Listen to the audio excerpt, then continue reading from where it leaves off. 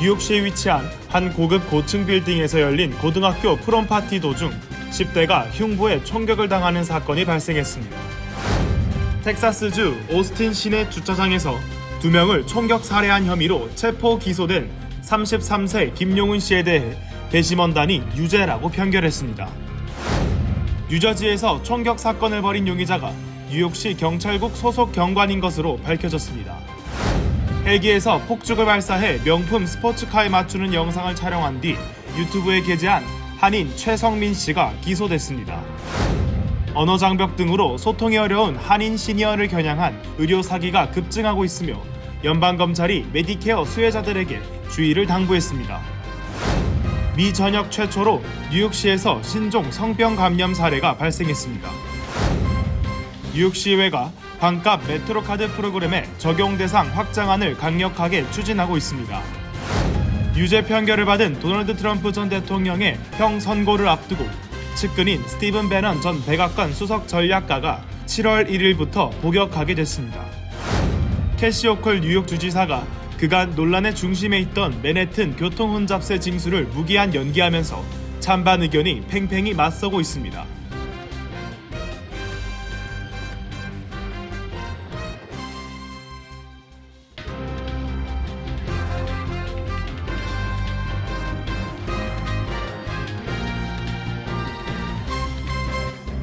여러분 안녕하십니까? KBTV 뉴스9 이창원입니다. 뉴욕시에 위치한 한 고급 고층 빌딩에서 열린 고등학교 프롬 파티 도중 10대가 흉부에 총격을 당하는 사건이 발생했습니다. 현재 뉴욕시경은 용의자 파악에 총력을 기울이고 있습니다. 기러민 기자가 전해드립니다. 어제 저녁 뉴욕시 브루클린에 위치한 한 고급 고층 빌딩에서 고등학교 프롬 파티가 열렸습니다. 한껏 들뜬 파티장에서 갑자기 총성이 울린 뒤 17살 소년이 흉부에 총격을 당하는 사건이 발생하며 현장은 아수라장이 됐습니다. 아직까지 용의자의 신원이 밝혀지지 않은 가운데 수사당국은 용의자 검거에 나섰습니다. 사건은 어제 저녁 9시경 브루클린 플랫부시에 위치한 고급 빌딩인 123 린든 블루버드 4층에서 발생했습니다. 파티장에서 총격을 당한 17살 소년은 즉시 병원으로 옮겨졌으며 현재 안정을 되찾고 있습니다. 뉴욕시경은 이번 사건의 용의자가 2명인 것으로 파악하고 있으며 용의자 가운데 1명은 수술용 마스크를 착용하고 있었던 것으로 전해집니다. 인근 CCTV에는 이들이 린든 블루버드 서쪽 방면으로 도주하는 장면이 고스란히 녹화됐으며 경찰은 현장에서 한 개의 탄피를 발견했습니다. 한편 지난주 브루클린에서는 12살 소년이 집에 있던 총기를 가지고 놀던 과정에서 14살 사촌을 실수로 쏘아 소년이 사망하는 사건이 발생했습니다.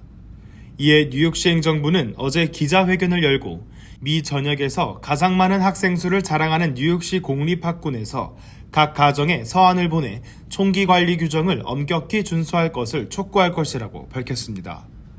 이어 한 살에서 17살 미성년자 사망 원인 1위가 총격이라는 것은 참으로 부끄럽고 충격적인 사실이라며 기성세대가 총기 폭력 예방과 근절을 위해 솔선수범해야 한다고 강조했습니다.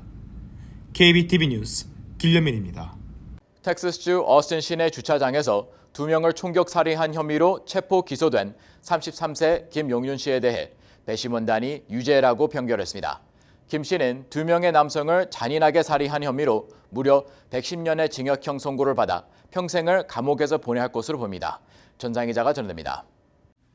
텍사스주 트래비스 카운티 검찰에 따르면 지난 2022년 대낮에 텍사스주 오스틴 시내 주차장에서 2명을 총격 살해한 혐의로 체포 기소된 김용윤 씨 평결 재판에서 정당방위 주장이 받아들여지지 않아 배심원단은 유죄라고 판결했습니다.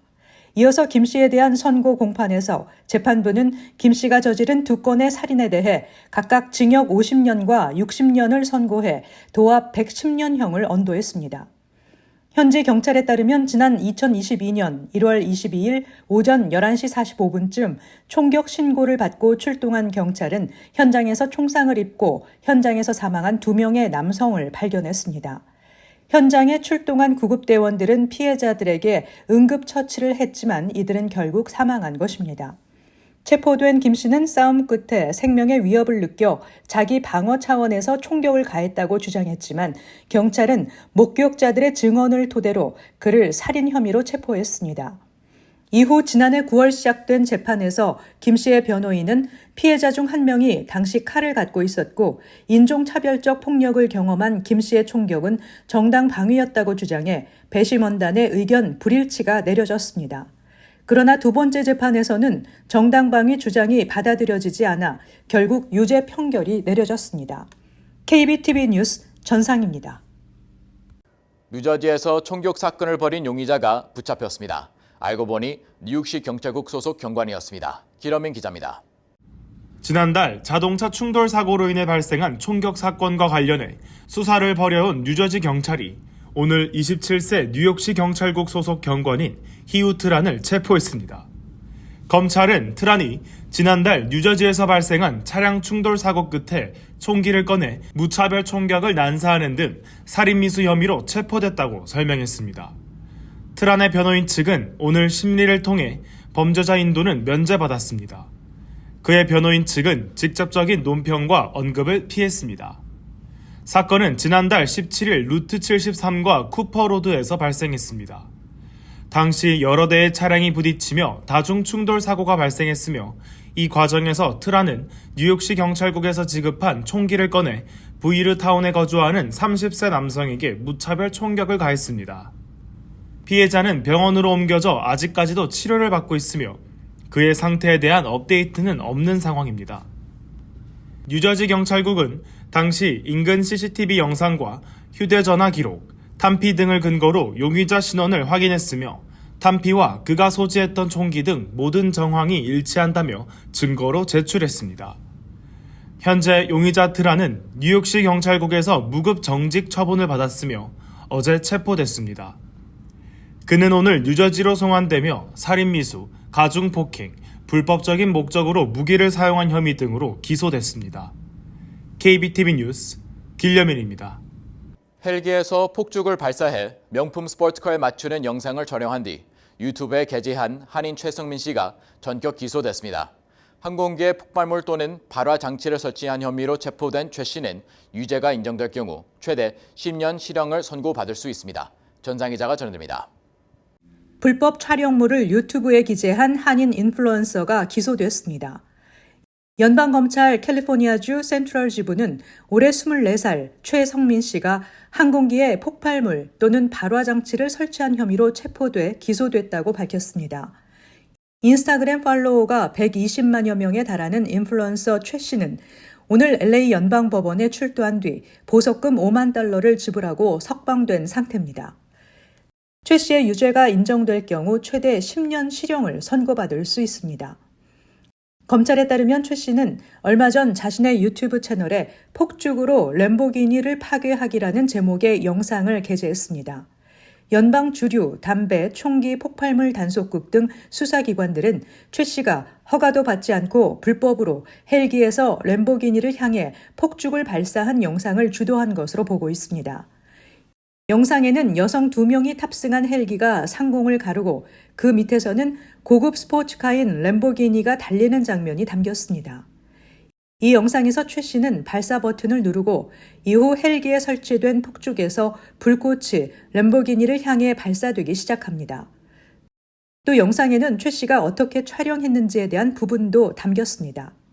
최 씨는 영상에서 한 촬영팀에게 말도 안 되는 아이디어의 일원이 되줘 감사를 표한다고 전했다고 검찰은 밝혔습니다. 검찰은 이 비디오가 샌버나디노 카운티 엘미라지 드라이 레이크베드 지역에서 촬영됐을 것으로 보고 있습니다. KBTV 뉴스 전상입니다. 연방검찰이 메디케어 수혜자들에게 주의를 당부했습니다. 헬스케어 관련 사기가 갈수록 빈번히 발생하고 그 규모도 커지는 등 소비자들 피해가 잇따르고 있습니다. 특히 언어 장벽 등으로 소통이 어려운 한인 시인을 겨냥한 의료 사기가 급증하고 있습니다. 의료 사기로 인한 지출은 연간 최대 3천억 달러가 들 만큼 미국에서 가장 비용이 많아드는 범죄 중 하나입니다. 전상 기자가 전해드립니다. 검찰은 지난해 사기 합의와 판결로 26억 8천만 달러를 회수한 가운데 18억 달러, 즉 67% 이상이 의료 부문과 관련이 있었다고 밝혔습니다. 이는 얼마나 의료보험 사기가 만연한가를 보여주고 있습니다. 국립의료사기방지협회에 따르면 의료사기는 연간 최대 3천억 달러의 비용이 들어가는데 특히 언어 장벽 등으로 소통이 어려운 한인 시니어를 겨냥한 메디케어 사기가 기승을 부리고 있어 주의해야 한다고 업계 관계자들은 전했습니다. 흔한 사기 행각으로는 제공하지 않은 서비스에 대해 의도적인 비용 청구, 불필요한 의료 행위, 뇌물을 받는 행위, 개인의 서명을 무단으로 사용하는 위조 등입니다. 최근에는 타인종 사기단이 한인 시니어들에게 현금을 주겠다고 접근해 메디케어 등 개인정보를 빼돌린 후 정부에 거액의 의료비를 허위로 청구하는 사례가 적발되기도 했습니다. 블루쉴드는 특히 전화로 사기 피해를 보는 메디케어 수혜자들이 많다며 주의를 경고했습니다. 개인정보를 수집 중이라며 기프트카드를 보내준다는 건강보험 관계자, 메디케어 혜택이 만료된다며 갱신을 위해 어카운트 넘버를 요구하는 직원 등의 사칭 전화입니다. 연방통신위원회는 전화상으로 메디케어나 소셜 넘버 등 개인정보를 공유하지 말고 상대방이 걸어온 전화를 통해서는 건강 플랜에 절대 가입하면 안 되며 주치의나 메디케어 제공자가 아니라면 의료 기록을 알려서는 안 된다고 강조했습니다. 지난해 연방수사국 FBI 인터넷 범죄 신고센터에 접수된 시니어들의 신고 건수는 1년 전보다 14% 증가했고 피해액은 11% 늘었습니다. KBTV 뉴스 전상입니다. 미 전역 최초로 뉴욕시에서 신종 성병 감염 사례가 발생했습니다. 전염성이 높고 치료가 어려운 것으로 알려지며 뉴욕시 보건당국에 비상이 걸렸습니다. 최시우 기자가 전해드립니다. 신종 성병에 감염된 사례가 미국 내 처음으로 뉴욕시에 보고되면서 보건당국에 비상이 걸렸습니다. 5일 더머터러지 저널에 발표된 연구에 따르면 미국 최초로 신종 성병에 걸린 사례가 뉴욕시에서 발견됐으며 30대 남성이 감염자라고 전했습니다. 해당 남성은 영국과 그리스, 캘리포니아를 여행하고 뉴욕시에 왔으며 그는 여행 후 음경과 엉덩이, 팔다리에 발진이 생겼다고 전했습니다. NYU 랭코넬스는 보도자료를 통해 이번에 발견된 신종성병의 발진은 전염성이 매우 높은 것으로 파악된다고 밝혔습니다. 이어 환자가 치료를 받더라도 단기적으로 끝나지 않고 수개월에 걸쳐 장기적인 치료를 받아야 한다고 덧붙였습니다. 보도자료에 따르면 미국 내 최초 감염된 신종성병은 체부 백선인 것으로 파악되며 뉴욕시 보건당국은 감염 확산을 우려하고 있습니다. 최근 프랑스에서만 13건의 감염 사례가 보고됐으며 감염자 대부분이 남성과 성관계를 맺은 남성이었습니다. 미 전역 최초 감염자인 뉴욕시 거주 30대 남성은 자신이 여행 도중 여러 명의 남성과 성관계를 가졌지만 파트너 중 그 누구도 이런 증상을 보이지 않았다고 설명했습니다. 전문가들은 신종성병은 전염성이 매우 높아 피부 접촉만으로도 쉽게 감염되며 치료는 수개월이 걸려도 낫지 못하는 경우가 많다며 감염되지 않도록 주의해야 한다고 경고했습니다. 뉴욕시 보건국은 감염 확산에 대비해 보건당국 차원에서 모니터링에 나서는 한편 시민들을 대상으로 감염에 대한 주의를 촉구하고 나섰습니다. KBTV 뉴스 최시우입니다. 뉴욕시의회가 반값 메트로카드 프로그램의 적용 대상 확장안을 강력하게 추진하고 있는 가운데 에릭 애덤 뉴욕시장에게도 빠른 지지를 촉구하고 나섰습니다. 시의회의 추진대로 하면 65만 명이 추가로 혜택을 받게 되며 이로써 총 97만 5천 명가량의 뉴욕구가 추가 수혜자가 될 전망입니다. 전상 기자가 전해드립니다. 시의회는 무임승차자가 늘어나자 방지책으로 뉴욕 시민들의 반값 메트로카드인 페어페어스 뉴욕시 메트로카드 적용 대상 확장을 추진하며 빠른 진행을 위해 애덤스 시장의 지지를 요구하고 나섰습니다. 현재는 수혜자가 되려면 연방 빈곤선의 120% 이하여야 하는데 시의회는 이를 200% 이하로 변경하길 원하고 있습니다. 이 경우 현재 5개 보로에서 32만 5천 명이 할인받는 데서 65만 명이 추가로 혜택을 받게 되며 이로써 총 97만 5천 명가량의 뉴요커가 추가 수혜자가 될 전망입니다. 만약 연방 빈곤선 200%가 올해 적용되면 기준 1인 소득은 3만 120달러, 4인 가구 소득은 6만 2,400달러 이하로 크게 올라 수혜자가 대폭 늘어납니다. 커뮤니티 서비스 소사이어티 CSS가 발표한 보고서에 따르면 현 FFP 수혜 자격 기준을 최소 연방 빈곤선 200%까지 올리는 것이 현실적이라고 합니다. 1인 소득 36,000달러 이하, 4인 가구 소득 62,000달러 이하 시민들도 극빈층과 마찬가지로 통근 비용 지출에 큰 어려움을 겪고 있는 것으로 조사됐습니다. CSS는 연방 빈곤선 120%를 200%로 올리기 위한 시정부의 추가 예산은 5,500만 달러 정도가 될 것으로 주의회 예산안이 통과될 경우 자금 조달이 가능하다고 밝혔습니다. 한편 지난 2019년부터 시행된 이 프로그램은 연방정부 저소득층 영양보조 프로그램과 현금 보조 수혜자, 뉴욕시립대 재학생 등에게 뉴욕시 버스, 지하철 등의 요금을 50% 할인해주는 프로그램입니다. KBTV 뉴스 전상입니다. 유죄 판결을 받은 도널드 트럼프 전 대통령의 형 선고를 앞두고 최근인 스티브 배넌 전 백악관 수석 전략가가 7월 1일부터 복역하게 됐습니다. 배넌은 트럼프 전 대통령의 정책 구성과 선거 전략 등을 공급하는 책사 역할을 해온 인물입니다. 의회 모독죄로 4개월 징역형을 선고받았는데 법원은 그의 항소에 대해 보석 취소 및 교도소 출도 명령을 내렸습니다. 전상 기자가 전해드립니다. 워싱턴 연방지방법원의 칼 니컬스 판사는 배넌에게 7월 1일부터 징역 4개월형의 복역을 시작하라고 명령했습니다. 니컬스 판사는 1심에 이어 지난달 항소심이 유죄 판단을 유지함에 따라 형을 집행해야 한다고 밝혔습니다. 배넌은 2021년 1월 6일 트럼프 전 대통령의 대선 패배를 인정하지 않는 지지자들의 의사당 난동 사태와 관련해 하원 특별조사위원회의 출석 요구에 불응했다는 이유로 의회 모독 혐의로 기소돼 유죄 판결을 받았습니다. 1심 법원은 기소된 배넌에게 지난 2022년 징역 4개월을 선고했습니다. 극우 선동가이자 전략가로 트럼프 전 대통령의 2016년 대선 승리에 상당한 기여를 한 배넌은 이번 대선을 앞두고도 팟캐스트와 강연 활동으로 트럼프 전 대통령의 선거운동을 측면 지원하고 있습니다. 트럼프 전 대통령이 재집권하면 정적들을 처벌하겠다고 발언하자 이를 적극 찬동하고 나섰습니다. 하지만 배넌은 정작 자신이 구속되면서 트럼프 전 대통령을 선거전에서 돕는 것도 불가능할 것으로 보입니다. 한편 트럼프 전 대통령에게 유죄 판결을 내린 맨하탄 형사법원은 7월 11일에 형을 선고할 예정입니다.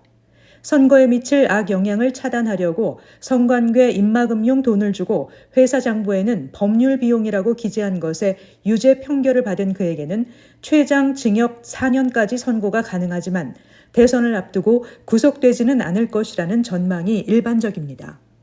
KBTV 뉴스 전상입니다. 캐티 호쿠 뉴욕 주지사가 그간 논란의 중심에 있던 맨해튼 교통 혼잡세 징수를 무기한 연기하면서 찬반 의견이 팽팽히 맞서고 있습니다. 무엇보다 MTA 재정 적자를 어떻게 메울 것인지 활발히 논의되고 있습니다. 방복훈 기자가 전해드립니다. 캐시 호컬 뉴욕 주지사가 지난 5일 논란의 중심에 있던 교통혼잡세 시행을 무기한 연기하면서 찬반 의견이 엇갈리고 있습니다. 호컬 주지사는 주민들의 가정경제에 대한 우려와 함께 교통혼잡세 시행으로 뉴욕시를 찾는 발길이 줄어들면 뉴욕시 지역 경제에도 악영향을 줄 것이란 이유로 시행을 전격 중단했습니다. 하지만 일각에서는 공화당 인사들이 교통혼잡세 시행을 정치적인 쟁점의 대상으로 삼으면서 예비선거와 본선거를 앞두고 정치적인 표심 잡기에 나서는 것이라는 분석이 나오고 있습니다. 교통혼잡세는 맨해튼 60스트리트 남단으로 진입하는 차량에 대해 매일 최소 $15 통행료를 추가로 징수해 교통혼잡과 환경오염을 막는다는 방침이었습니다. 하지만 이미 교량과 터널에서 통행료를 지불하는 주민들이 교통혼잡세까지 추가로 내는 것은 주머니를 털어가는 처사라는 비판과 소송이 이어져 왔습니다. 이에 교통혼잡세를 반대하던 주민들은 호컬 주지사의 이번 결정을 반기고 있지만 교통혼잡세 징수를 통한 수익으로 대중교통 개선을 기대하던 사람들은 아쉬워하는 분위기입니다. 필 머피 뉴저지 주지사는 교통혼잡세 징수는 환경오염을 줄이는 게 아니라 징수를 피해 다른 곳으로 돌아가게 만들어 환경오염을 다른 지역으로 전가할 뿐인 계획이라고 지적했으며 그간 교통혼잡세 시행에 정면으로 반대해온 조시 고트하이머 연방하원 의원은 5년간의 긴 싸움 끝에 드디어 뉴욕 주지사가 올바른 결정을 내렸다며 이번 결정을 환영했습니다. 교통혼잡세 시행을 통해 연간 10억 달러의 수익을 기대하던 MTA는 또다시 재정 적자 및 대중교통 개선에 필요한 자금난에 시달리게 됐습니다. 이에 호컬 주지사는 사업세를 인상해 10억 달러의 교통혼잡세 수익을 대신해 지원에 나설 것이라고 밝혔습니다. 교통혼잡세 무기한 연기 결정에 대해 맨해튼으로 매일 출퇴근하는 주민들은 격하게 반기고 있지만 환경보호운동가와 대중교통 개선 작업을 옹호해온 사람들은 모든 계획이 물거품이 됐다며 격양된 반응을 보이고 있습니다. KBTV 뉴스 방복현입니다. 신용평가사 무디스는 오늘 상업용 부동산 대출로 인해 6개 지역은행의 등급을 하향 검토했다고 밝혔습니다. 이들 은행은 CRE 대출에 집중하고 있으며 장기적으로 자산 품질과 수익성 압박에 직면해 있습니다. 무디스는 금리가 특히 경기 침체기에 장기간의 위험을 증가시킨다고 밝혔습니다. 국제통화기금은 글로벌 금융안전성 보고서에서 미국 은행들의 부실 CRE 대출 비율이 2023년 말까지 0.81%로 1년 전보다 2배 증가했다고 밝혔습니다. IMF는 보고서에서 은행들이 부실 CRE 대출에 대한 충당금을 계속 늘려왔다고 밝혔습니다.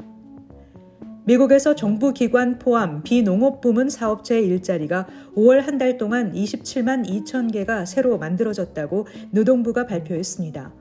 이는 시장 예상치인 18만에서 19만 개를 크게 웃도는 고용 호조 상황으로 기준금리가 인하되고 또 하반기에 2번 정도 인하될 가능성이 매우 줄었습니다. 한편 경제 참가자가 늘면서 실업률은 3.9%에서 4%로 커졌습니다. 시간당 평균 임금은 전월에 비해 0.4% 오르며 예상치였던 0.3%를 소폭 상회했습니다. 블룸버그 통신은 일자리 데이터의 호조는 소비자 지출 약화 등 다른 수치와 일치하지 않는다며 이는 경제가 둔화되고 있음을 시사한다고 덧붙였습니다. 뉴욕타임즈는 일부 사무용 건물이 약 10년 전보다 훨씬 낮은 가격에 팔리며 투자자들의 큰 손실이 올 들어 급격히 증가하고 있다고 보도했습니다. AAA 등급의 한 상업용 부동산 담보대출 채권에 투자한 보험사와 은행 등은 지난달 4천만 달러, 약 25%를 잃었습니다. 워싱턴의 1980년대 사무용 건물은 올해 봄 1,600만 달러에 팔렸는데 2018년 평가액은 7,200만 달러였습니다. 시카고에서 한 투자자가 지난해 랜드마크 건물을 400만 달러에 인수했는데 이 건물은 2012년에 판매가 5,100만 달러였습니다. 뉴욕시 의회는 본회의에서 상업용 조닝 규제를 대폭 완화한 3 오브 예스 계획 수정안을 통과시켰습니다. 이 수정안은 에릭 아담스 행정부가 뉴욕시 경제를 활성화하기 위해 제안한 것으로 대부분 1961년 이후 변경되지 않아 현재 상황에 적용하기 어려운 각종 상업구역 규제를 완화하는 것입니다. 위원회는 초기 제안에 제한사항과 안전장치를 추가해 중소기업의 기회를 확대하는 동시에 뉴욕 시민들의 삶의 질을 보호하기 위한 조치라고 설명했습니다. 한편 시의회는 이날 본회의에서 뉴욕시 커미셔너 임명 투명성 향상 조례안도 통과시켰습니다. 이는 뉴욕시장이 20명의 시 커미셔너 임명 시 시의회의 자문과 동의를 받도록 하는 내용을 담고 있습니다. 잠시 후 커뮤니티 브리핑을 전해드립니다.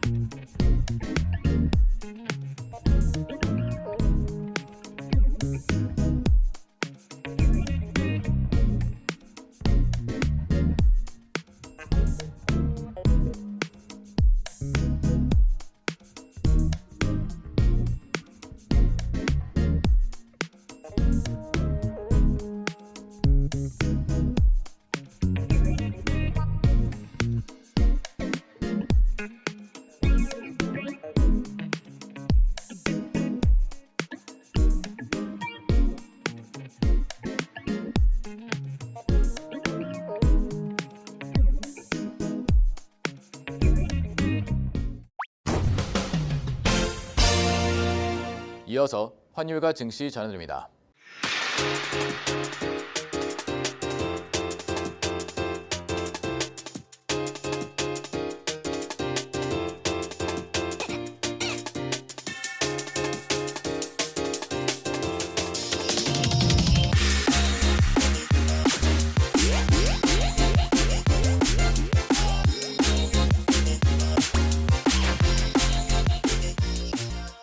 잠시 후 뉴욕과 뉴저지 날씨 전해드립니다.